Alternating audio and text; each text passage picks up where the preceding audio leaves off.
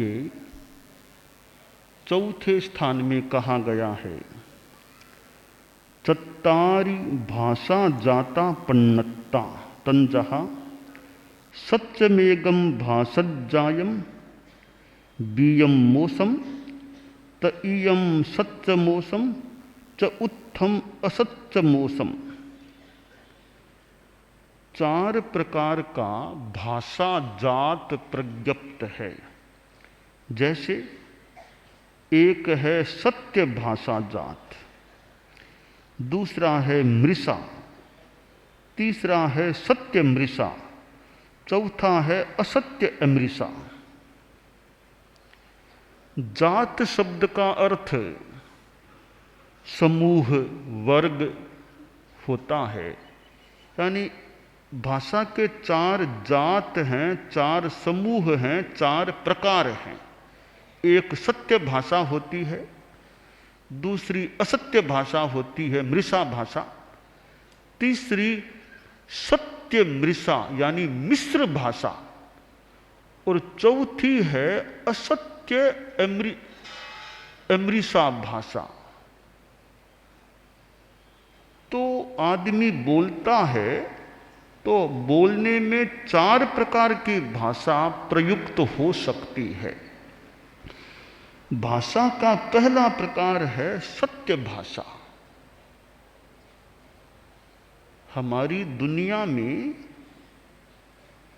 भाषा की सच्चाई बहुत बहुत ऊंची चीज होती है। भाषा की सच्चाई के लिए भाव शुद्धि आवश्यक है। भाषा तो अपने आप में जड़ है, उसमें ज्यादा कोई तंत्र नहीं होता। मूल चीज है भाषा के पीछे भाव क्या है। भाव खास चीज है। भाव ही भाषा को सत्य बनाने वाला है, भाव ही भाषा को असत्य बनाने वाला है, भाव ही भाषा को मिश्र बनाने वाला है। मुख्यतया सत्य भाषा के लिए ऋजुता आवश्यक है।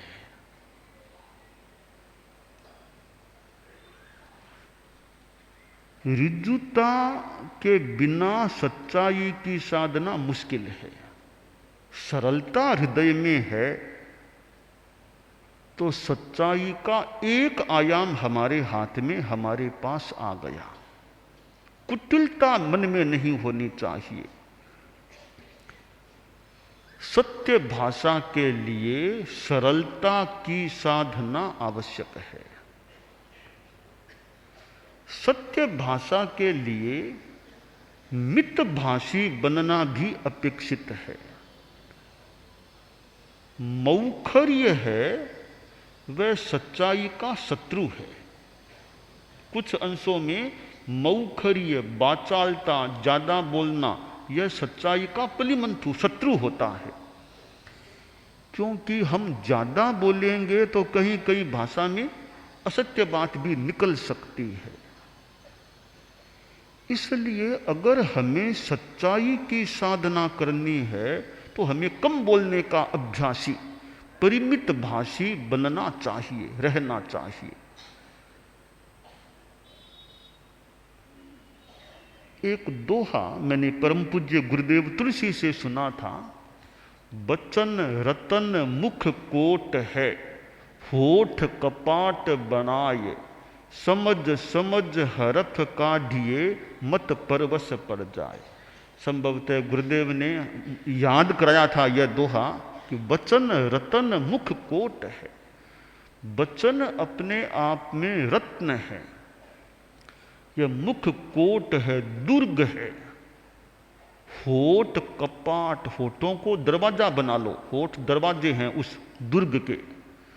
समझ समझ हरफ काढ़िए, समझ समझ कर, सोच सोच कर अक्षरों को, हरफों को निकालो। मत परवश पड़ जाए, बिना सोचे कुछ शब्द निकाल दिए, कहीं परवश न पड़ जाए, लेने से देना न बढ़ जाए, समस्या में न उलझ जाए। तो सत्य भाषा की साधना के लिए हमें मितभाषी भी बनना चाहिए, रहना चाहिए। जबान पर लगाम रखने का हमें अभ्यास रखना चाहिए। सत्य क्या है? सद्भावोद्भाषणम सत्यम। सद्भाव को, यथार्थ भाव को उद्भावित करना, प्रकट करना, यह सत्य होता है। कभी कभी ऐसा लगता है कि सच्चाई के लिए साहस का होना जरूरी है। कई बार सच्ची बात है पर कहने की हिम्मत नहीं होती, डर लगता है। कैसे कहूं, संकोच हो, भय हो, आदमी कह नहीं सकता। वह आदमी धन्य है तो बिना भय के सच्ची बात को मौके पर कह सकता है। यह साहस किसी किसी में तो जाग सकता है, वरना कुछ मुश्किल है कि सच्ची बात को कह देना, बिना भेदभाव के कह देना। उसके लिए अभय की साधना भी आवश्यक होती है। सत्य को प्रकट करने के लिए अभय की साधना भी आवश्यक, अभय का अभ्यास अपेक्षित होता है। मान लीजिए इतना साहस तो नहीं है कि सच्ची बात मैं कह दूं, डर लगता है, तो फिर मौन रह जाओ, बोलो मत। कम से कम झूठ तो मत बोलो, मौन रह जाओ। इतनी हिम्मत नहीं है हमारे में कि सही बात बड़े आदमी के सामने कह सकें, तो ठीक है। इतनी हिम्मत नहीं तो मौन रह जाओ या वहां से दूर हो जाओ, मत बोलो। कि बोलोगे, असत्य बोलोगे, वो पाप तो न लगे, बोलो मत, चुप रह जाओ। तो यह काम करेगी। बोले नहीं, फिर सच्ची बात नहीं कह सकते, झूठी बात कहनी नहीं चाहिए, तो मौन रह। बीच का मार्ग है मौन रह जाना। विभूषण मौनम, मौन विभूषण है। कम से कम झूठ के पाप से तो हमें बचा देगा। है वैसी बात रखना, यह सत्य है वैसी बात बता देना। दुनिया में संभवतः थोड़े आदमी ऐसे होते हैं जो सच्ची बात कहने में न तो डरते, न गुस्से में आके झूठ बोलते, न लोभ में आके, न हंसी मजाक में झूठ बोलते। ऐसे लोग दुनिया में संभवतः कम मिलेंगे, सच्चाई की इतनी साधना रखने वाले। तो शास्त्रकार ने कहा है कि भाषा का एक जात है, प्रकार है सत्य भाषा। सत्य वचन के 10 प्रकार भी किए गए हैं, बड़े विस्तार में 10 भेद भी हैं। सारांश है कि है वैसी बात बताना, वह सत्य भाषा हो जाती है। मृषा भाषा है अयथार्थ, है नहीं वैसी बात बता देना, अयथार्थ भाषण करना। असदभिधान मंद्रितम, असदभिधान मंद्रितम, असत को कह देना अंद्रित है, असत्य हो जाता है। आदमी यदा कदा अपनी वाणी से अंद्रित बात भी कह देता है नहीं वैसी बात कह देता है। पक्षपात करने के लिए, स्वार्थ के कारण से, लोभ से, कई कारणों है। मुख्य 4 कारण हैं असत्य बोलने के। से कोहावा, लोहावा, भयावा, हासावा। या तो गुस्से में आकर के आदमी, आवेश में आकर आदमी गलत बात कह देता है, या लोभ से कुछ पाने के लिए आदमी झूठ बोल देता है।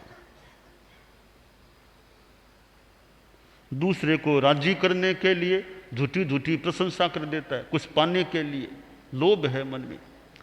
भयावा, भयात, डर के मारे आदमी झूठ बोल देता है।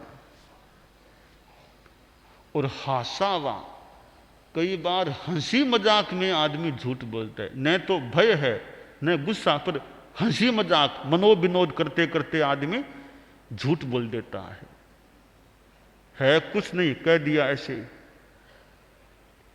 तो ये हंसी मजाक भी झूठ का हेतु बन जाता है। इसलिए सच्चाई की साधना करने वाले आदमी को ज्यादा हंसी मजाक नहीं करना चाहिए। मजाक नहीं करेगा तो कुछ झूठ से बच सकेगा। तो 4 कारण हैं झूठ भाषा के: गुस्सा, लोभ, भय और हास्य। इनसे हम बचने का प्रयास करें तो मृषावाद से हमारा बचाव हो सकता है।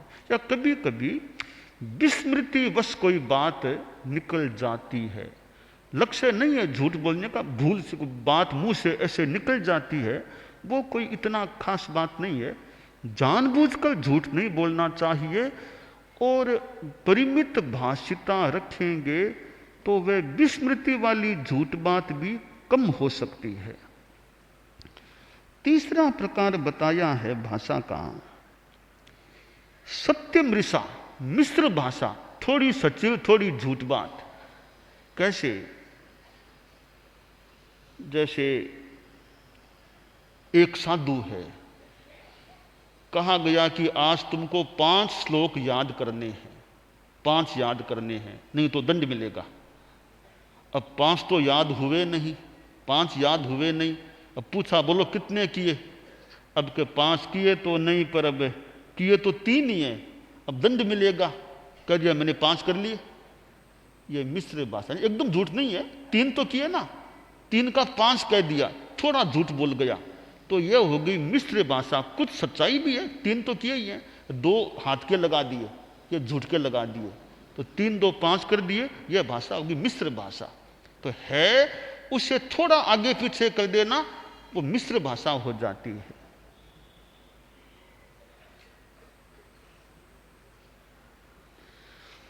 तो मिश्र भाषा से भी हमें बचने का प्रयास रखना चाहिए।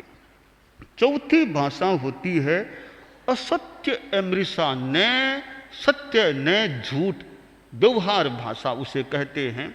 जैसे आमंत्रणी, याचनी, जैसे यहाँ आ जाओ, मुझे रजोहरण दो, पूंजनी दो, ये व्यवहार की भाषा। इसमें न तो सत्य की बात है न झूठ की बात। ये आमंत्रण आदि है, याचन, आमंत्रण, बाल मुनि जी आओ, ये इससे व्यवहार भाषा हो गई। व्यवहार भाषा भी सावध्य हो सकती है। तो व्यवहार भाषा सावध्य कैसे है कि जैसे किसी को कह दिया कि चींटियों को मारो, यहाँ से मच्छरों को मार दो, भाषा कोई झूठ नहीं है, मच्छरों को मारो, तो ये सावध्य भाषा हो गई।